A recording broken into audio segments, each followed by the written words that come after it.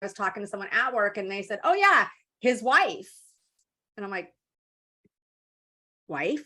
No He's fucking like, oh way. yeah, they got married. And I'm like, I'm sorry, what? The fuck? And he goes, they got married. And I'm like, but he's been sleeping in my fucking bed every weekend. Hell no. Welcome to our podcast. You're listening to Bliss by Ixon at www.ixonmusic.com.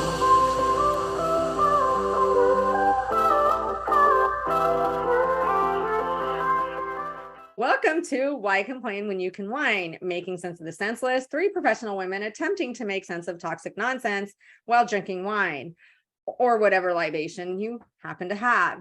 I am Dr. Jodi Larman, licensed clinical psychologist in the state of California. Therefore, everything that we discuss is for entertainment and or psychoeducational purposes.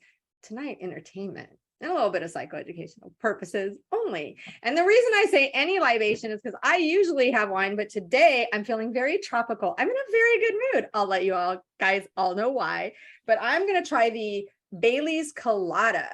It is a limited edition. Says mix with soda, blend with ice, or add whipped cream.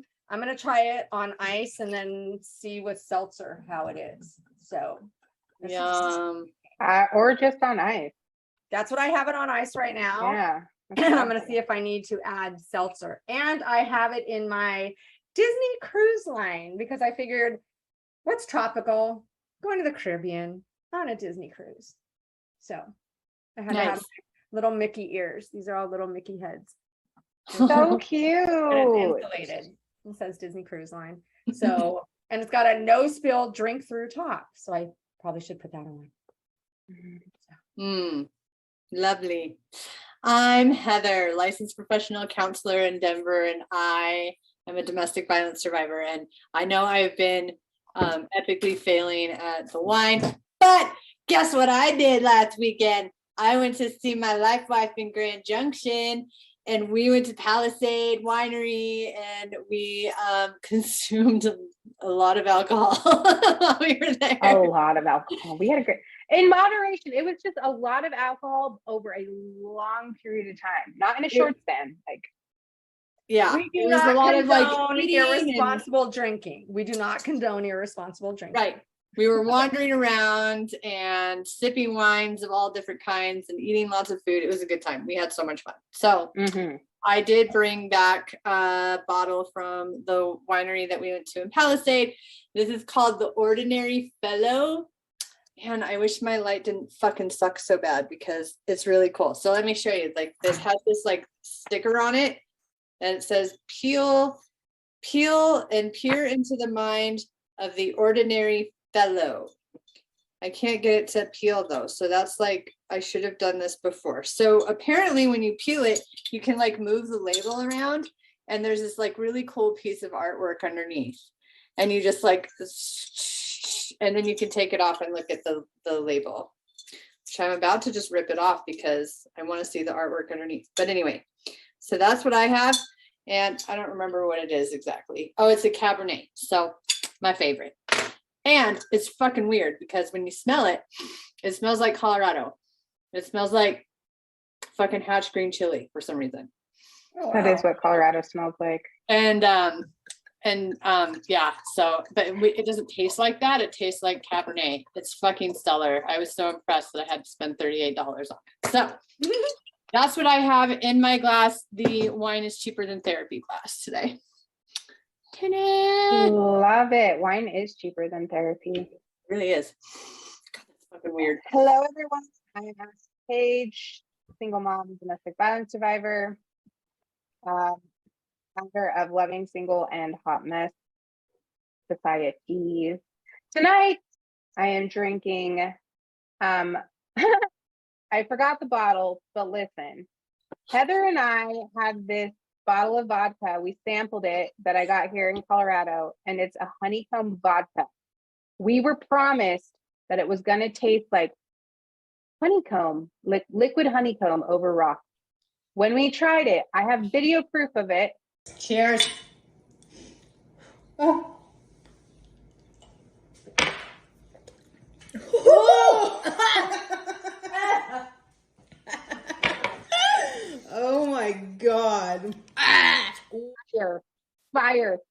mouth was numb, my throat was numb.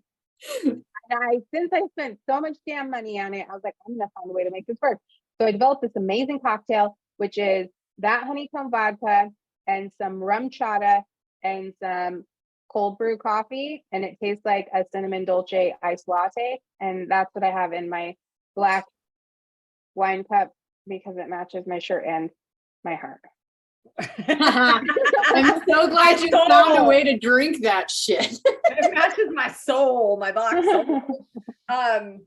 This tastes so good, but it is like so thick, like creamy thick, that I had to add coconut LaCroix because it needs a little bit of something to lighten it up, but it is seriously good. Well, Delicious. cheers. Cheers. Cheers, ladies. Jodi has fucking hot tea for us today. It's her turn. Spill the tea, Jodi. Okay. Where do I start? Yeah. Fuck, that's good. I know. Oh my God, that's the best Yeah. night I've ever had. Okay, so where do I start? My story, if you guys don't know it, I'm going to give you a brief little nutshell of I was married to my best friend, my partner, my soulmate, my everything, and he passed away from cancer. And then I dated, but I really wasn't into the dating. And then I met my ex 8 years later at work. And at the time we went out, we had a really good time, like a really good time. Like I remember my friend was like, we had pagers, lovely pagers, like drug dealers. And my friend said, okay, we're going to call you and you just respond back with ones or zeros if you're having a good time or a bad time. And one was having a good time. And I just put ones across the whole thing, that I was just having this great time. He seemed so amazing and wonderful. And we just kind of dated, but he's like, I'm not looking to get into a relationship. I'm like, neither am I. I'm like, we go out, we have fun, we keep going out, we have fun. And if it becomes a relationship, it does. It did for 10 years. But it also turned out that I was told when I first met him that he was Asperger's. He was very socially awkward. But I've since learned that, oh, gee, I'm just a big galoof, was all an act. I used to teach my developmental disabilities program at the prison. And I would say he would be in the class because he taught everybody. He taught all of our new employees. He taught block training. And this is important. He taught block training to every single person, free staff, custody, everybody knew him at the facility. At one point or another, everybody encountered him. And he was number one in seniority. And so I would teach the class and I would say, we were talking about Asperger's because before 2013, Asperger's was a separate diagnosis from autism.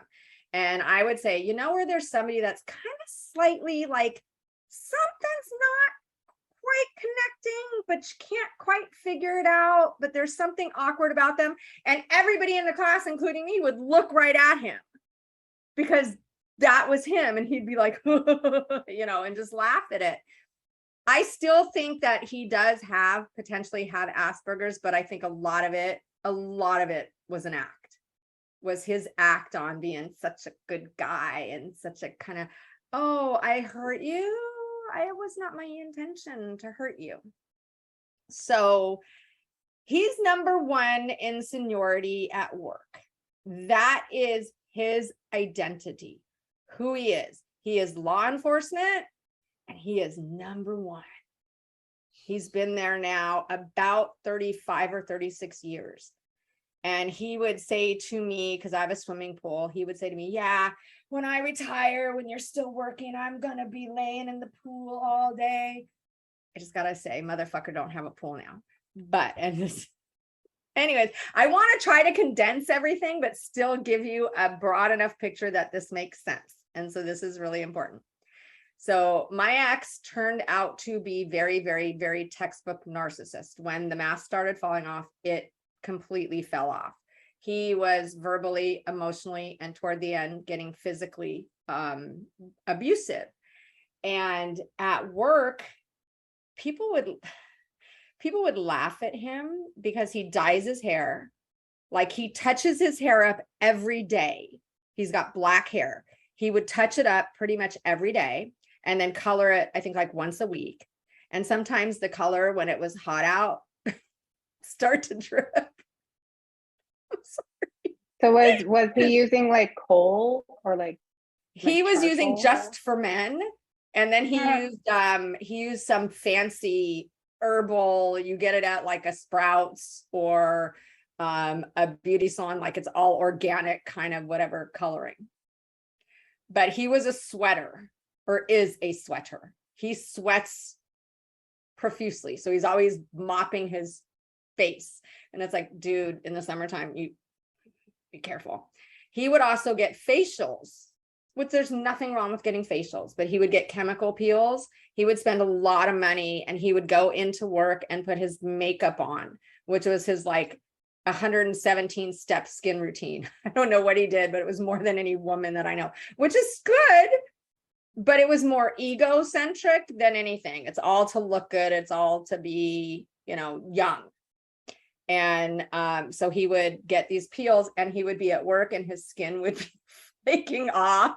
He looked like, seriously, a Halloween monster, and everybody would tease him, and he'd laugh because he thought they were laughing with him, not at him.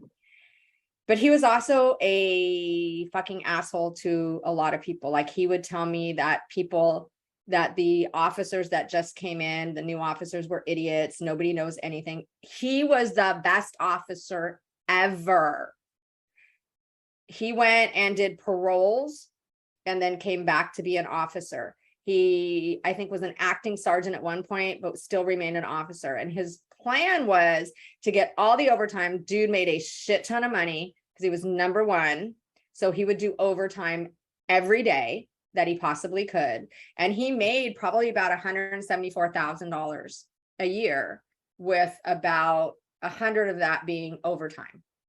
So his entire identity was wrapped up into his career. Is being an officer, not just being an officer, but being number one. Once he got to number one, I would literally see this transition. They used to just wear jumpsuits that zipped up, and then it kind of switched to shirts and pants that everybody wore. But when he was wearing a jumpsuit, I said to him, I see you in the morning zipping up your jumpsuit, and you literally morph into this different person. My God, Jodi, I'm on the edge of my seat. What's the tea? Your whole entire air about you changes, because when he was dressed at overtime in his Class A uniform, he looked fucking good. He did. He looked good. Took it off, not so good, but he looked really good. So he could get, a man in uniform. That's where he got a lot of his supply from, was the hospital. He would walk around. He was on the CERT team, which was like SWAT in prison. So he was on the SWAT team. He was a hostage negotiator. Well, he ended up getting kicked off the team, which was a huge blow to his ego. But he, of course, excused it away, as he wasn't really wanting to be on the team any longer. Anyways. When did he get kicked off of that? And why? He got kicked. So just for our listeners, I'm impatient. I want the fucking tea. I want the backstory after the fucking tea. I need the tea now, and then give us the backstory, because I've been waiting for 24 fucking hours and I can't handle this anymore. I'm being an impatient, patient ass bitch. I need the tea. Here's the thing, working in prison, you can get fired for being less than honest. That's could be an immediate termination. For bringing in contraband, immediate termination. They're called being walked off. And when somebody is walked off, it is legitimately, you see security, our squad, walking that person off the perimeter. So it's not easy to get walked off.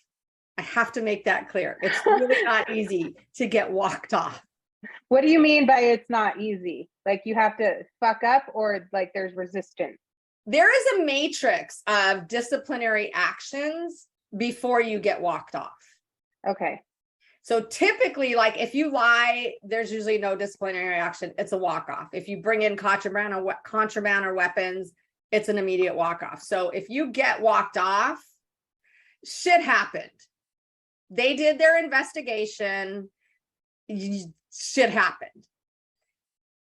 And my ex used to laugh at people who were stupid enough to do stupid shit to get walked off. And he also said that people that lose their jobs can fight it all the way up to the state personnel board and probably win their job back. But most people are too lazy to do that. So they just leave. Well, I got a text yesterday. I've been away from my ex now 5 years, almost exactly. So pretty much right around now was it. And so I got a text last night that said, hey, I heard that my ex got walked off. And I text this person back and I said, wait, what? Don't tease me like that. Because you are talking about Mr. Officer. Like, I am the face of what an officer should be. Don't tease me. What happened? He wasn't getting back to me, so I started making phone calls. As you should. I'm sending texts and making phone calls. Right. And what happened was, I'm getting two different stories, but I don't care because the point of it is, he was walked off because he apparently used force on an inmate. And when you have use of force, you must write a report on it. So from what I heard, an inmate got too close to him, and I guess he pushed him or kept pushing him, or there was some sort of altercation. And Mr. I taught use of force didn't write a report. Now, what got him? They were body cams. The good old body cam. He was placed under investigation, apparently. And the inmates, see, in the past, it would have been inmate's word against his word, and he would have won. But the body cam don't lie. So Mr. Number One in seniority, who taught use of force, who taught cover your ass, who taught every single new employee that entered that institution, was brought down by the camera, of which he would take pictures of himself and send them to me, and of his little best friend down there. Dick pics. I have every fucking angle of dick pic you can imagine from him. He would even bring his camera to work and take pictures at work of his little guy doing his patrols. Half mast, full mast, whatever mast. Oh, I have so many pictures from work. But I guess he forgot that the camera doesn't just face him. Camera faces the inmate. Yeah. Poetic justice. I am 3 guys that I talked to said, why are you so happy? Why wouldn't I be happy? Why wouldn't I be happy? I said, are you kidding me? Okay, for one, they're like, you still have feelings for him. I'm like, no. Okay, my feeling is disgust and wanting to vomit. Right now, my feeling is glee because karma is a motherfucking bitch. And for anybody who is like, I didn't do anything vindictive to him, and I could have fucked him over in court big time, and I didn't. I took the high road. I was Michelle Obama, and I took the high road. And I cannot tell you that I didn't regret it. I cannot tell you that I didn't wish that I took the low road. I cannot tell you that I didn't wish that I could have fucked him up. But I was waiting for karma. And karma happened. And you the wait thing, so patiently. and Way more patient than I am. The reason I'm so happy too is because honestly, this man being a narcissist, his entire identity was around, I am the top dog in this place. And in the whole state of California, I'm pretty fucking high up there too. I'm in the single digits. But people are asking, why didn't he ever promote then if he was such a top dog? Well, his excuse was, I'm going to wait till right before I retire and then promote up. And if I'm at that salary for a year, that's my retirement salary. Well, motherfucker didn't get to do that. His So wait, hold on really quickly, because I want to know this. Okay. Is when you get walked off, what happens to all of his, I mean, because I don't know. I mean, I don't know how the prison system works, but I know how, like, for example, like when like my mom had a really amazing job, and you know, like when they retire, and when you retire out of a position, there are certain perks and benefits, and then you've got your 401k and all of that jazz. So what happens when you get walked off? He ended up, because I believe it's because of who he was, before there was an investigation launched, and before the investigation was over, I'm hearing two different stories. Everybody at the facility that I talked to say he was walked off. We saw it. Somebody that works at regional headquarters said, no, he wasn't walked off. He was interviewed. So maybe that's what everybody saw. And I'm like, I don't give a fuck. All I know is every person that saw it spread it, and that whole entire facility, because when you get walked off, everybody knows. Mm-hmm. Your name is garbage. And How people does the jail didn't like him. When I left him, I didn't know that everybody didn't like him until after I left. That's when they all told me that they really could not stand him. So I bet that people were like I know people were spreading that shit like wildfire, because one of the people that one person that I spoke to said somebody outside of work came to him outside of work and said, hey, did you hear what just happened? So that shit spread really fast. But what they do is oftentimes they will say to you, the investigation's almost up, so you can roll the dice and then fight it if you lose, or you can just leave now with all of your stuff intact. And all so, of the benefits and everything. yeah. Wow, and those state benefits, man. So that's what he got. He will be making 90% of his salary, so he's not going to be hurting. But his salary isn't going to be the 170,000, 74,000 that he was making. It's going to be the base pay without all that overtime. That overtime was the bulk of his money. Mm-hmm. He just bought a house. So they're still going to pay him? He's going to get his retirement pay. Yeah. State benefits, man. His retirement pay. Mm-hmm. But he's not going to get, I mean, he's lost all the income unless he just retires now, correct? Yeah. Yeah.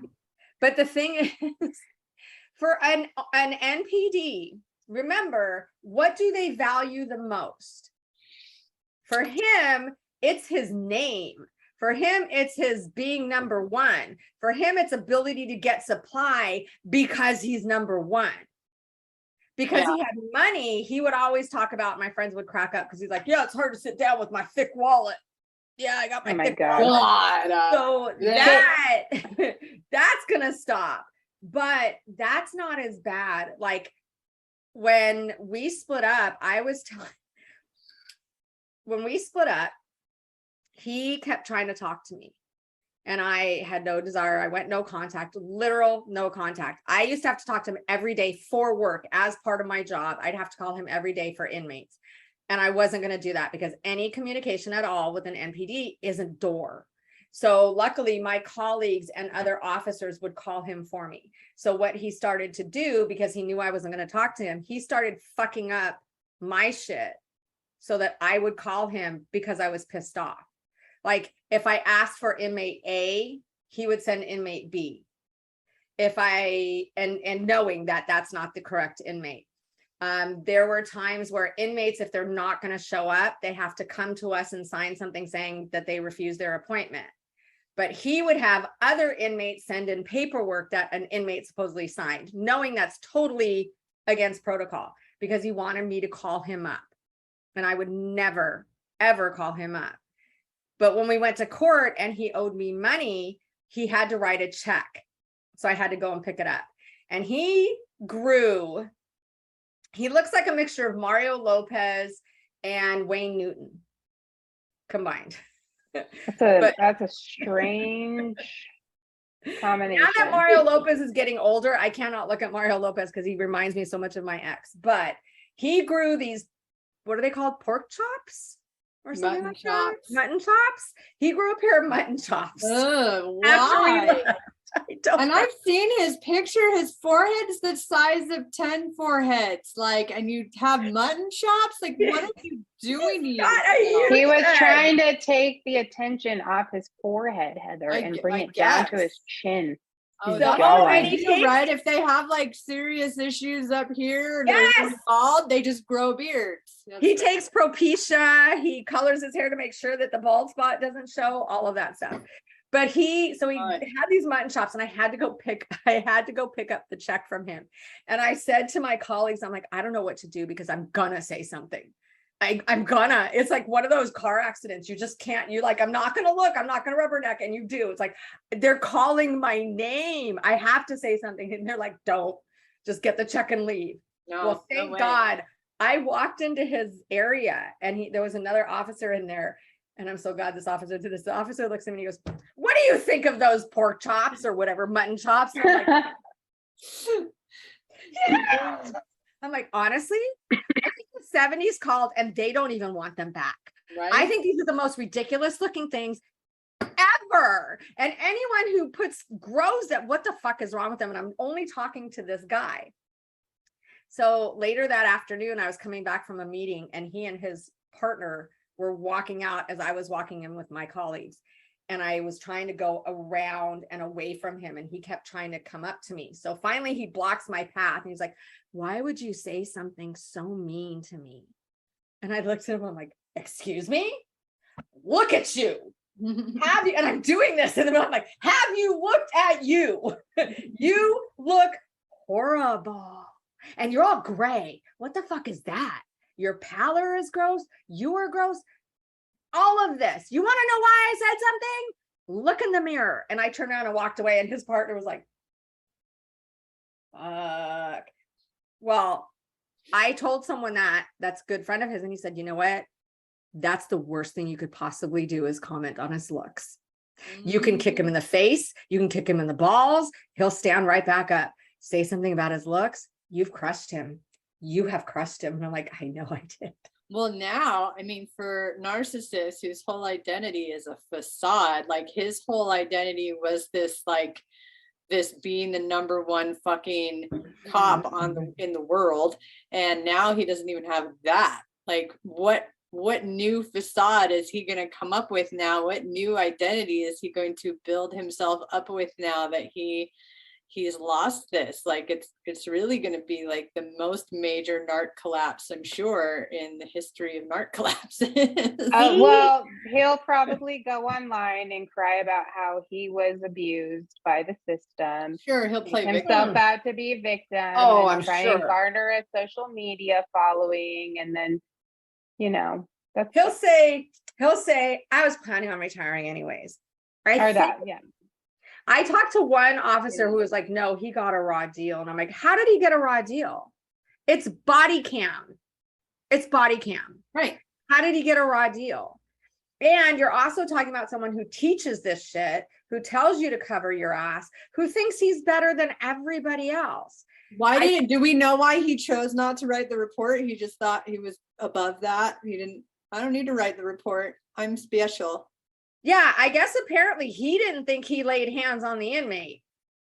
Well, he didn't even think there was a reason to write a report. But that's no different than any narcissist I know or have heard of who commit some atrocious behavior or act, and they're like, I didn't do anything. I didn't do that. And then plays the fucking victim because they can't be held accountable for their behavior. And if they are held accountable for the behavior because they have a body cam on them, they're still the fucking victim. Mm-hmm. And to me, it's like, honestly, if you really, really, really think that you were correct, if you really, really think, like you told me, if you go to SPV, you win. So if you really think that you did not touch this guy, and the body cam is wrong, then why did you retire? I get it. There's a lot on the line. your benefits and stuff, but why would you retire unless you know you did that wrong and you know it's going to come out and you know everybody is going to see it way worse than they see now. He knows what he did. Mm-hmm. He knows he fucked up. And it's hard without a total backstory, but this is part of my secrets that I was going to take to the grave, my dirty little secrets. I will say it now. So when we started going out in 2008, and then weirdly, this girl started hanging around him when he was teaching. And I'm like, that's really weird. And she'd make sure that I saw her. Like she'd walk in and she's like, oh, I have lunch for so-and-so. And I was like, dude, we just started going out. Is there something between the two of you? Because I am not getting involved. He's like, no, we've known each other forever, for like 20 years. And we carpool to work and that's about it. And I'm like, okay. I have no reason to believe otherwise, because at this point, I had never been with anyone who was NPD. I had just been with my husband and never experienced this. Well, then she started stalking me at work because she worked there, to the point of my colleague saying, who is that? I'm like, she's with him. I don't know. They're supposedly friends. She would walk around my classroom back and forth in front of the window for me to see her. What the fuck? She was weird. We one time he spent the night here. We went to work and I saw him. We got out of our cars and I'm talking to him, and all of a sudden she pulls up and starts yelling, what the fuck are you doing? And I'm like, holy shit. And she's just screaming like a banshee out her car at me. And I look at him, he's like, just leave. I'll take care of this. Just leave. And I walk to my office. I'm like, what the fuck was that? Bitch is psycho. And he told me later, he's like, I talked to her. She said, apparently I was talking to his penis and that upset her. That's what he told me. I'm like, I can't believe he even told you that. Yeah. I'm like, what the fuck? So because like, that would imply that she owns it. Well, that's what I was like. She's psycho too. And he goes, she is. And when I first saw her, she had an engagement and a wedding ring set. And he's like, yeah, she's married. Her husband's name is Mike or something like that. And I'm like, oh, well, she's weird. She would slam. We have security gates. Now, when you go through security gates, you have to wait for them to open again, for someone to get to you and open again. She would wait till I got there and slam it in my face and do things like that. I'm like, this bitch is weird. This bitch is crazy. In 2010, I found online a wedding invitation for him and her for November or September of 2011. And the date had already been changed twice. And I'm like, I went up to him with all of it, just handed it to him, walked away. I'm like, I don't know what the fuck this is. And I left. And he's like, oh my God, she is so fucking psycho. She did that. She put that on there. She's saying that we're getting married. You can see that the date's been changed. We're not. And I'm like, dude, what the fuck is going on? Because honestly, I want nothing to do with that. If there's anything going on, he goes, she is fucking psycho. And the reason I believed him is because she was. Like, she would do shit to me and yell at me and stalk me. So I believed she was psycho. And then 2011 came and went. In 2012, I was off of work, and I was talking to someone at work, and they said, oh yeah, his wife.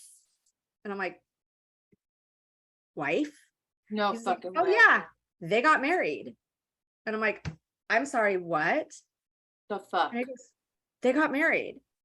And I'm like, but he's been sleeping in my fucking bed every weekend. Hell no. Yeah. And so he was doing what most all narcissists do. He was playing you and playing her at the same time. Yeah. And then, so I confronted him. Well, wait, this was while you guys were still together. Yeah, I was sleeping in her bed. Yeah. So we're in bed being intimate. Oh, God. I picked the best moment. Right when he's about to finish, I look at him and I go, I just looked at his face. I go, oh, by the way, I know you're married. This is better tea than the other tea. No, I love you. And he just like stops, rolls over, and he's like, I'm not married. My No, God. he's gonna Of stay course. with the story. isn't he? I'm not fucking surprised. Listen, I'm not surprised at all by this. This Oh, man. fuckery. I'm like, dude, I know you are. I heard. I know what date you got married. I know where you got married. He goes, that is not true. And I'm going to fucking put a stop to all this nonsense and on and on. I'm like, okay, please put a stop to this nonsense. Then we went out for my birthday in June. Now remember, I'm not at work, so I'm not seeing anything. Wait, so we're still sticking around.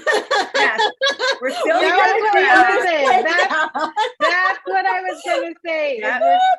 We're still Yeah. just Because to me, it's like she does not seem to have it all together either. She didn't prove but this will wait, be. you had confirmation from another person. But let me tell you why I stayed. I started getting emails, these weird emails from her when I was on vacation, like emails from a lawyer that they were both working with because he got kicked off of the team, the SWAT team. So there was all this stuff that she was sending me. I'm like, why are you sending me this with his email that wasn't his email? It was like a hijacked email. So I emailed back. I'm like, why are you sending me this? And she said, duh, wife. And I said, okay, let me see a marriage certificate or a marriage license. And I never heard from her again. I bet it was one of those marriages where, like, because my ex played this shit on me too, where he was like, let's just promise ourselves to each other. Like, we don't need a fucking marriage certificate. We don't need to go to the courthouse. Let's just make our own vows. We had rings and everything. We just didn't have it on paper. Mm-hmm. And that's the thing is, I said to him, I can have a commitment ceremony. I don't want to get married. But she had a wedding ring on long before they supposedly got married. So I thought she was married to somebody else. And it wasn't him because it was 2 years before, 3 years before they actually got married or whatever. So if you ask someone for their marriage license, like I would have sent a copy, redacted copy, and say, here, bitch, here's my marriage license. Now go fuck off. But I never heard from her again. Yep. So she didn't have it. He was never going to get it on paper. So that's why I thought, okay, so he's not really truly married. He just doesn't want you to know. But what? He just didn't want you to know. Or anyone else that he's having Exactly. sex with to know that he's married. Exactly. So then after she moved, she ended up moving up to Sacramento. So I started spending nights at his house because she was gone. She had moved. Everything was in a totally different place now. She was in a different place. I was in a different place. He had it easy. And then he would tell me, I'm going up to see my mom. I'm sorry, I have to change this. I don't think I told you guys this. So sorry. So sorry, guys. This is the first alcohol I've had in 2 weeks. So, and I'm just so happy and excited. So it's hard to keep everything in a flowing thing. But back in 2016, he was telling me, 2015, he was telling me that he had to go up to Sacramento where his parents lived because his dad had died. His dad died and he was really upset and sad. And I was planning my son's bar mitzvah and he didn't want me to go with him because it was just going to be a very private, family, personal thing. And for some reason, I thought, you just get a feeling that something's not right. So I called him a couple times and I got this message of the person you are trying to reach is no longer in the country. And I'm like, what the fuck? I've never got that message before. I'm like, did the motherfucker go to Mexico? Well, at the same time, I was also getting some weird calls from Japan and China and Russia on my phone. So he called me a week later and he's all, I'm in front of the mortuary. It's really sad. Everybody's really sad. We're planning the funeral. It's really hard. And I said, really? Because I called you and your phone was out of the country.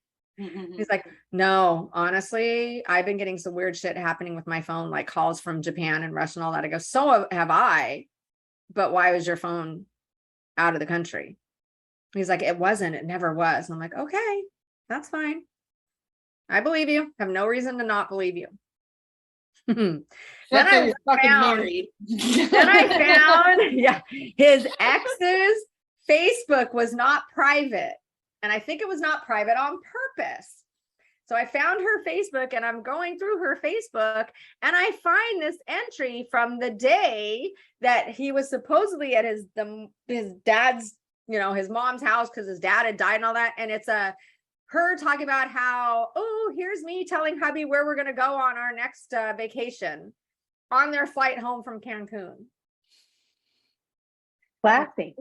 Fucker was in Mexico. Oh my God. I was right. So I said to him, I'm like, how was Cancun? He's like, what? I don't know what you're talking about. I'm like, really? He's like, my dad died. How dare you? What kind of a human being is going to say that I was doing something else? And I'm like, And I can't say that I've been looking through this girl's Facebook because then what does that make me also? I'm like, okay. And he's like, I don't know what you're hearing, but my dad died. And I'm like, okay, I have no reason because I do not know anybody. I don't know what you think you know. Yeah. And I don't know anybody in this world, in my circle, who would use my parent died as an excuse for fucking around. The following year, we're getting ready to go on vacation. He and I and my son are going on a cruise. And I'm packing, it's like 3 days before the cruise. And I get a text from him saying, do you remember when I told you that my dad died? And I said, oh, you mean when you went to Cancun? Yeah.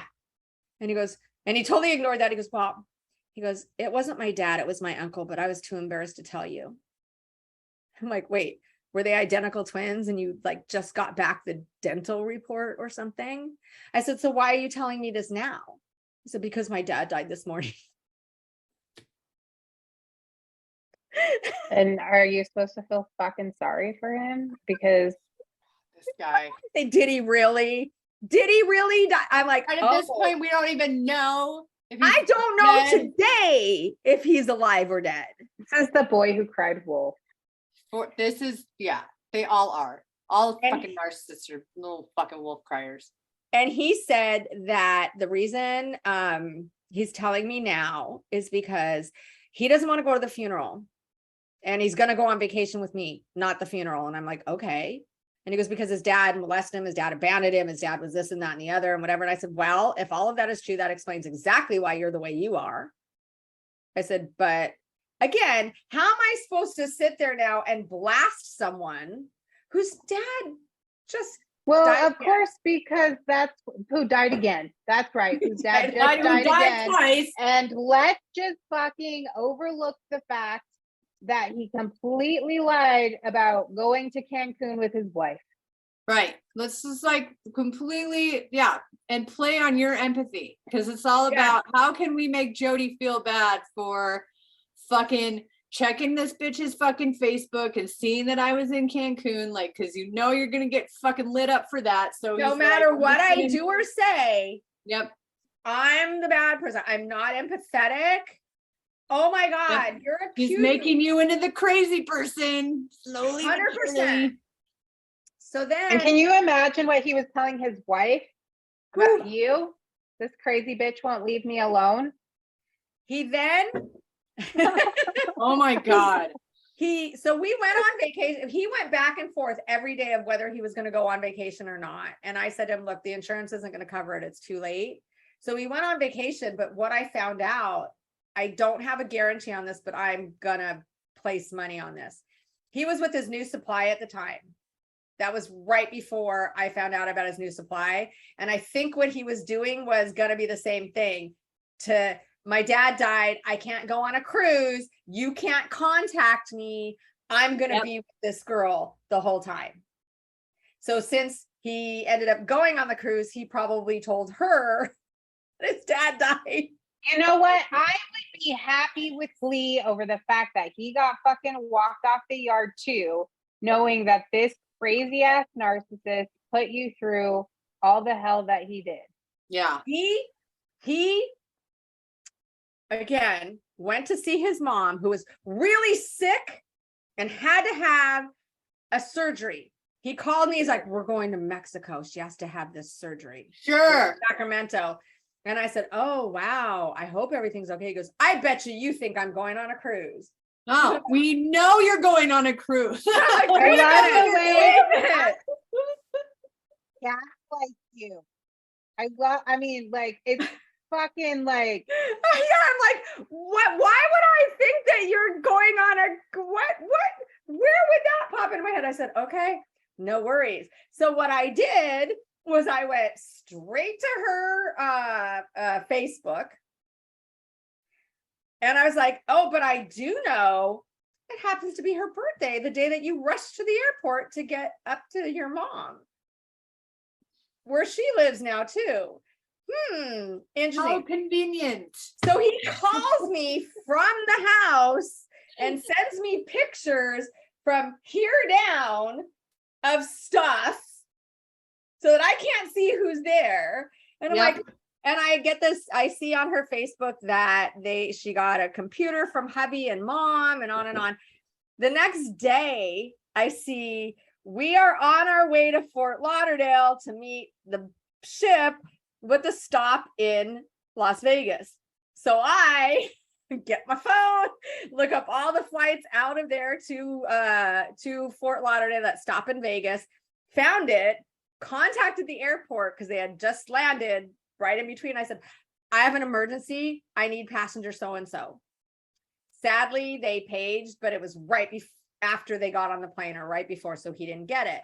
So I'm like, okay, I know they have a Wyndham timeshare, Fort Lauderdale. Looked at Fort Lauderdale airport or wherever they said that they were going, Orlando, I think maybe it was, and got the flight number, called the Wyndham, and I said, you have a reservation for Mr. So-and-so, because you know they won't tell you if they do or not. So I just said, you have a reservation? They said, yeah. And I said, please tell him he needs to call this number. And I gave him my son's number, which he did not know because it was a brand new number to a brand new phone. I said, please tell him to call this number ASAP, emergency. And they said, what is your name? And I was like, fuck. I just, you know when you do, you know when you do that, you're like, oh shit. I go, and I gave him my friend's name. Okay. And then I called the airport and I said, I need passenger so-and-so. And they're like, okay. And I said, they said, what's your phone number? And I said, well, aren't you going to page them? They said, that's not what we do. We page them again, then give them the phone number and they'll call you. And so I gave him my son's phone number. And again, they asked for the name and I'm like, and I throw out my friend's name. And then like the flight came in at 6 o'clock. We just waited and no shit, 6:30, my son's phone rings. We didn't answer it. And then my house phone rings. I didn't answer it. And then my cell phone rings. And I didn't answer it. And I'm like, oh, you know that motherfucker's freaking the fuck out because he knows that it's me and he knows that I know. And now he's going to have a really bad time. And then she like took pictures, but she didn't take any pictures with him. But there was a picture of his arm. And I said to my sister, I'm like, that's his arm. I know that shirt. I know that's his arm.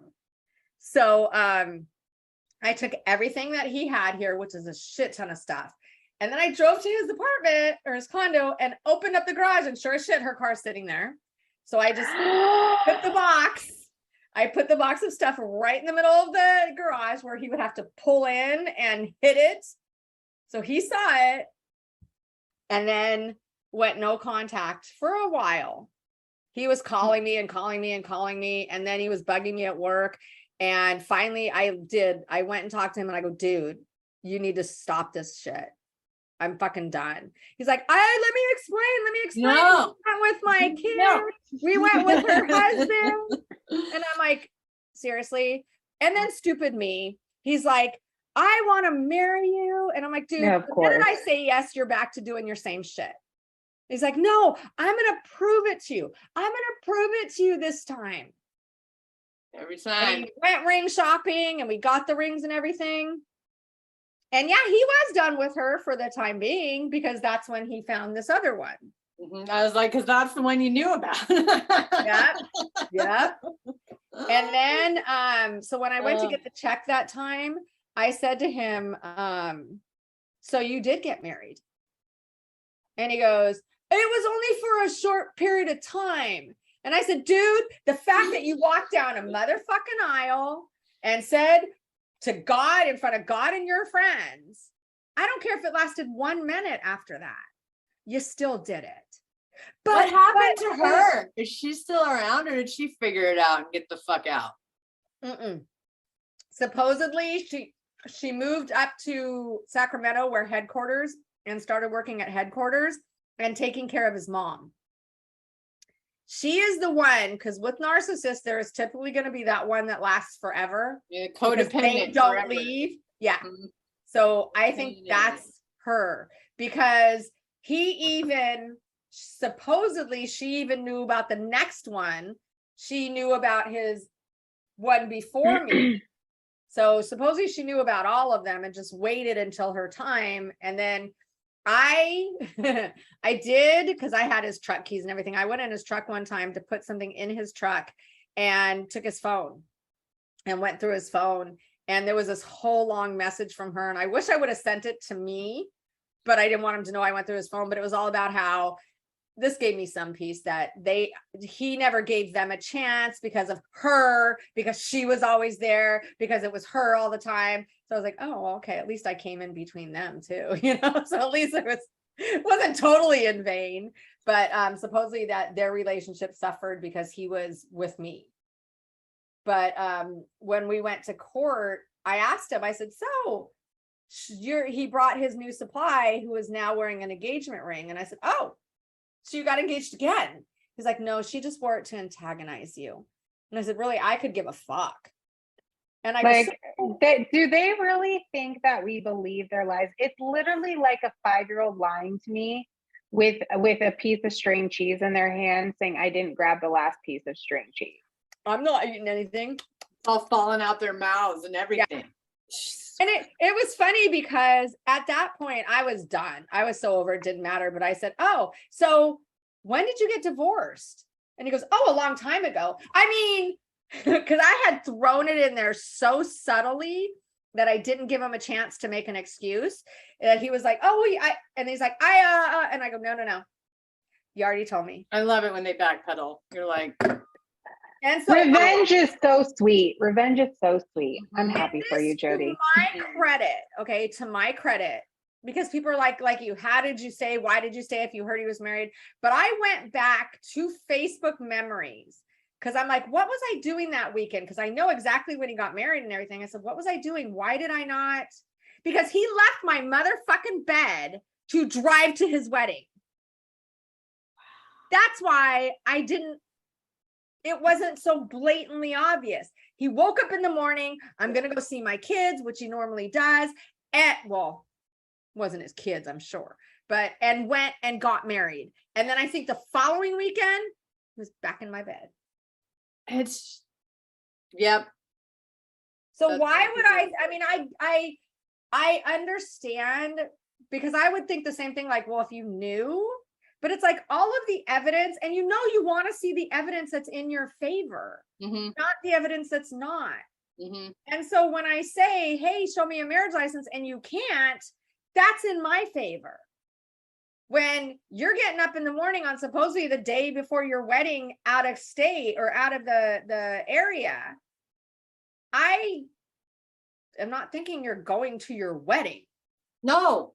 And when you're back normal in people, bed, we don't do shit like that. And when there's a closet full of clothes and shoes and all of that, because I was literally like, people were at work. This one lady, once we split up, this lady at work, she goes to me, I was helping him plan his wedding. He had a pretty big wedding. My God. I'm like, are you fucking kidding me? What She's a fucking show. You know what? He gets he deserves everything he's got coming to him. You know that saying, have the life the day you deserve. It's just, it's not like I wish harm on people, but when I see people do shit like that, like what he did to you, I don't feel sorry. No. Now that he's getting his comeuppance, I don't fucking feel sorry for you, man. He sure as fuck didn't feel sorry. No, he didn't feel sorry at all. If I don't wish bad on people, but if that's God's will, who am I to prevent it? He created this though. I was not vindictive. I did not do anything. He did this all to himself. I did not have a hand in it in any way, shape, or form. So there's no guilt on my end. And he's gonna get his money. I'm fine. He's getting his money because the thing that matters most to him, he has lost. Completely. The karma bus finally came, and I would wish I was there to just kind of on his way out. But the one thing also that gives me glee is that they would, on your last day, either transferred or retired, they would do this whole end of watch thing, over the radio. They'd say all these kind things, and then they'd have like a little gag, like pour glitter all over you or whatever. So I bet you he's been dreaming about what his is going to be. And instead it's a perp walk. Perp walk. Perp walk, motherfucker, get out. Everybody says, this guy said he had to replace him in his post as he got walked off. Yeah. So whether they truly walked him off or everybody thinks that he got walked off, I don't care. His name from being number one is now going to go down in infamy. Love it. Being the fuck up that he is. Love it. Love it. A lot more that he did. They always, in the end, they always get what's coming to them. They always do. And it's so fucking satisfying. You just have to wait. Yeah. That's what I try to tell people. Just wait. Just wait. Live your life. Enjoy your life. Be successful in your life as far as success is. I'm happy in what I'm doing. And then it won't matter if they're doing good or not, but I guarantee you they're not. This was my birthday month, my birthday gift. Yeah. The best form of revenge is to sit back and allow karma to do its job. Mm-hmm. Yep. Absolutely. Happy birthday month to us, Jodi. To you too. Happy birthday month to you both. Cheers. So I already got a head start on some good fucking news. And I'm sorry, it's not that I'm happy about someone's demise. It's yes, you are. You are allowed to be happy about someone. No, it's not that I'm happy about someone's demise. It's when someone earns that, then I'm happy. I'm happy for his demise. He went out with the dignity that he deserved. Yeah. And someone said to me, they're like, you're so angry. And I said, no, I know how he treated me.